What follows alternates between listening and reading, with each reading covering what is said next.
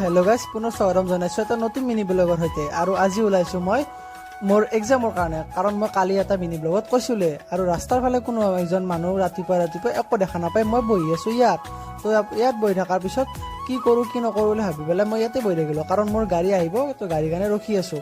তো এনেকুৱাকৈ ৰখোঁতে এই ধুনীয়া এটা সূৰ্যৰ ৰাতিপুৱা ওলোৱাৰ তাকে পৰিৱেশ দেখা পালোঁ। তো এনেকুৱাকৈ ৰখি হঠাৎ গাড়ীখন আহি মই আহিয়ে পালোঁ নাৰেংগীত নহয়, মই আহিছিলোঁ সৰু সজাত আহি পেলাই এইবিলাক লগ বন্ধুৰ সৈতে মই ইয়াত আছোঁ।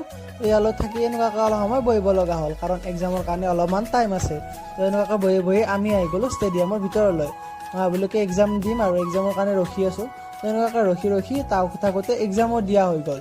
এক্সামটো দিয়া হোৱাৰ পিছত আমি আহি পেলাই ইয়াত DST বা এনেকুৱা কিছুমান হ'লোঁ প্ৰেক্টিকেলৰ কাৰণে ইয়াত আহি সাজু হ'লোঁ। এই প্ৰেক্টিকেলবিলাক কৰোঁতে আহি প্ৰেক্টিকেল শেষ হোৱাৰ হ'ল পিছত এতিয়া হোটেলত সোমালোঁ। তো হোটেলৰ পৰা আহি আজিলৈ ইমানতে আছে।